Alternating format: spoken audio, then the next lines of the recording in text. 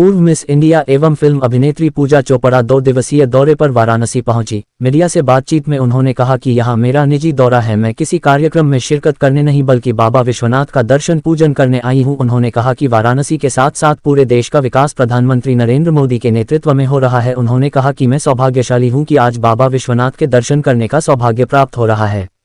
Media के द्वारा पूछे गए एक प्रश्न का उत्तर देते हुए उन्होंने कहा कि मैं कमांडो फिल्म के साथ साथ कई फिल्मों में काम कर चुकी हूं। आगे मेरी फिल्म भारतीय जीवन बीमा निगम आने वाली है।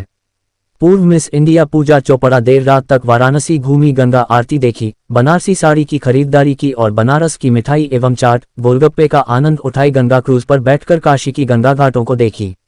वाराणसी से संतोष कुमार सिंह की रिपोर्ट। मैं पूजा चोपड़ा हूँ। 2009 में मैंने मिस इंडिया का ताज जीता था, मिस वर्ल्ड में सेमीफाइनलिस्ट, और काफी फिल्में कर चुकी हूँ। पहली फिल्म थी कमांडो और आखिरी फिल्म थी नेटफ्लिक्स पर खाकी 2 जो इस साल रिलीज हुई है, और अपकमिंग फिल्म है जीवन बीमा योजना जो कि अरशद वारसी के साथ है। बीच में भी काफी फिल्में, अगर लिस्ट बनाओ तो ज्यादा टाइम लग जाएगा, बट ये मेन है। बनारस आई है, पहली बार आई है, इसके पहली बनारस आना हुआ? नहीं, पहली बार। तो जितना अभी तक आपने बनारस देखा, कितना बदलता हुआ आपको लग रहा है?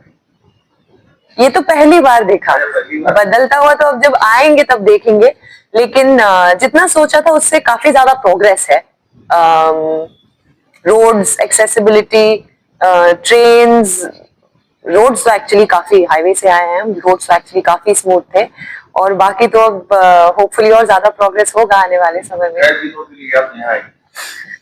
घंटों के लिए दिन नहीं, घंटों के लिए। आप इतने शॉर्ट समय में बनारस को कैसे देख पाएंगी? क्योंकि बनारस में आने के लिए कम से कम तो 2-3 दिन चाहिए, कम से कम। उनसे पूछिए, उनका बुलावा है, जितना वो रुकाएंगे, जितना दिन, जितना क्षण, तो उतना हम रुकेंगे। बट यही मेरे लिए, सही बोलूं तो हमारे लिए यही बहुत किस्मत की बात है कि यहाँ पांव छूना, यहाँ आना हुआ, यही हमारे लिए बहुत बड़ी बात है। बहुत समय गुजर गया, लोग 2-3 बार दर्शन कर जाते हैं, हमारा पहली बार है, हम उसमें बहुत खुश हैं। स्टार्टिंग तो देखा जाए तो मिस इंडिया ताज जीतने के बाद ही हुई थी। मिस इंडिया मुझे हमेशा से बनना था। जब मैं स्कूल में थी, कॉलेज में थी, तो एक वो कहते हैं ना, एक लक्ष्य था जिंदगी में कि मिस इंडिया ताज जीतना है। बहुत मेहनत करी थी, बहुत लोगों ने साथ भी दिया तब, और पैसों की बहुत दिक्कत थी क्योंकि फादर थे नहीं, और मदर अकेले काम करके, डबल ड्यूटी करके, ट्रिपल ड्यूटी करके इनफैक्ट काम करती थी। दीदी भी हमारे लिए काम करती थी, हमारे से 7 साल बड़ी है, लेकिन वो भी न्यूज़पेपर्स लोगों के घर जा जाके उन्होंने हमारी ट्यूशन फीस दी। तो बहुत दिक्कत सही थी बचपन में, और तब से एक लक्ष्य था कि कुछ करेंगे जिंदगी में। किसी का सपोर्ट नहीं है, इतना कर रहे हैं, हमारी मम्मी, हमारी बहन इतनी मेहनत कर रहे हैं, हम कुछ तो करेंगे जिंदगी में।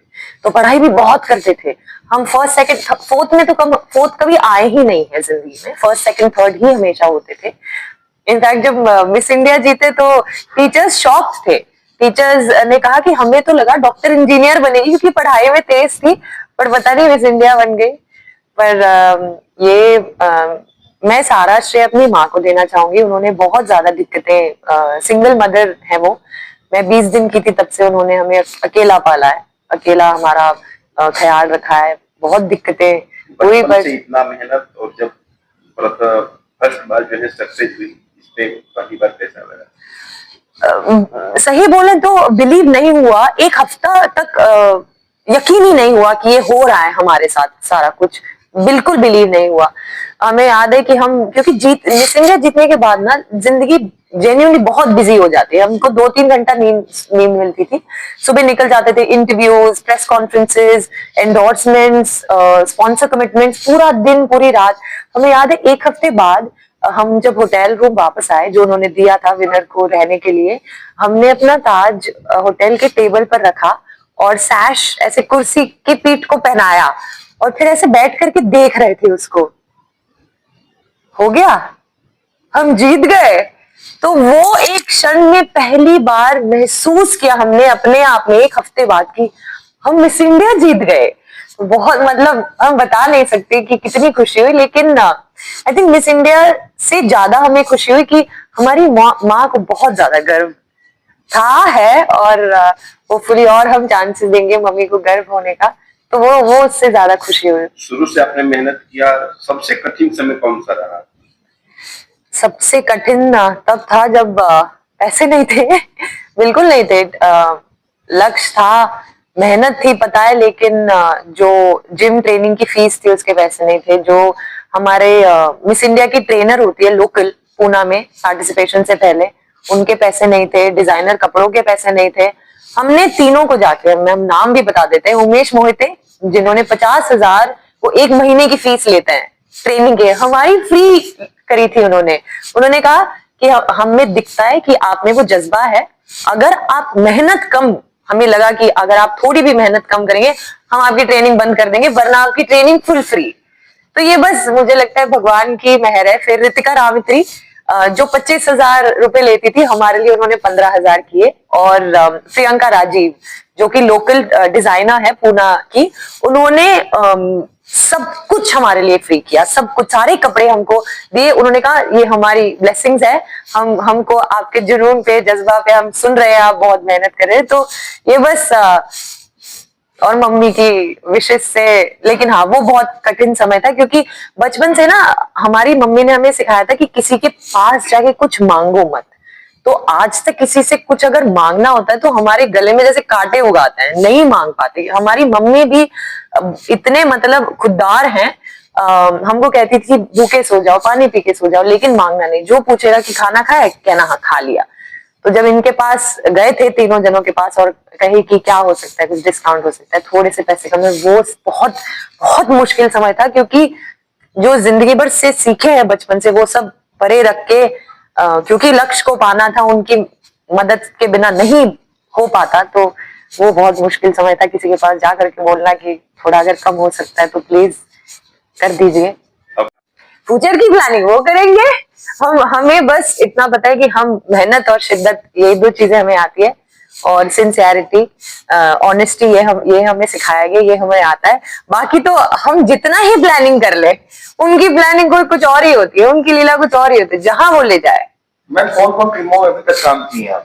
हम कहते हैं हमारी सबसे, जी हमारी सबसे फेवरेट फिल्म हमारी पहली फिल्म है जो कमांडो है, जिसमें हमें बेइंतहा मोहब्बत मिला। आज तक हमें बहुत प्यार मिलता है वो मूवी के लिए, सिमरत सरबजीत कौर के कैरेक्टर के लिए। दूसरा हमारी पर्सनल फेवरेट फिल्म है आउच, जो कि एक शॉर्ट फिल्म है, मनोज बाजपेयी के साथ है, नीरज पांडे ने डायरेक्ट करी है। वो ये दोनों हमारे मतलब आइडल कह सकते हैं, वो है। तो आउच हमारी सेकंड फेवरेट फिल्म है। थर्ड है बबलू बैचलर, जो शर्मन जोशी के साथ हमने किया है, जो भी अमेज़न पे आपको मिल जाएगी।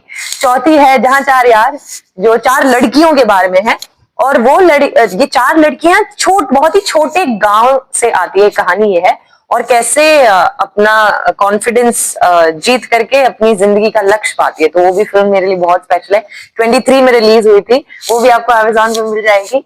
और अभी जो अगली आएगी अरशद वारसी के साथ, वो भी बहुत प्यारा कैरेक्टर है, आप लोगों को मजा आएगा। अभी जीवन बीमा योजना, जिसमें विजय राज जी हैं और अरशद वारसी हैं, विजेंद्र काला, काफी senior actor, full comedy. Banaras आप आई है, क्या देखना चाहेंगे बनारस में आप?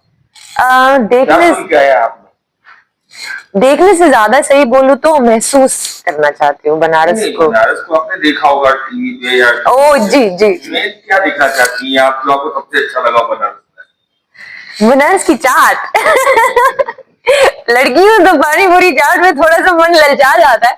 आज तो अपने आपको कह कर आए कि फुल चीट डे है, सब चाट खाएंगे, मिठाइयाँ खाएंगे, जलेबी, सब हमने फुल प्लानिंग करी हुई है। नहीं है, नानी हमें बहुत ये करती हैं, ये करो, बट हाँ दर्शन में तो है, वही तो कह रहे हैं ना, महसूस करने आए। तो फिल्म देखना चाहेंगे कभी? ऑफ कोर्स, आज जाएंगे ना गंगा आरती करने, जी जरूर, उसी के लिए तो आए, गंगा आरती देखेंगे, फिर थोड़ी देर घाट पे बिताएंगे, फिर बाकी दर्शन तो करेंगे ही, खाना वाना भी खा लेंगे सब कुछ करके जाएंगे, जितना हो सके, होता ना, जितना हो सके ले करके जाएंगे। Thank you.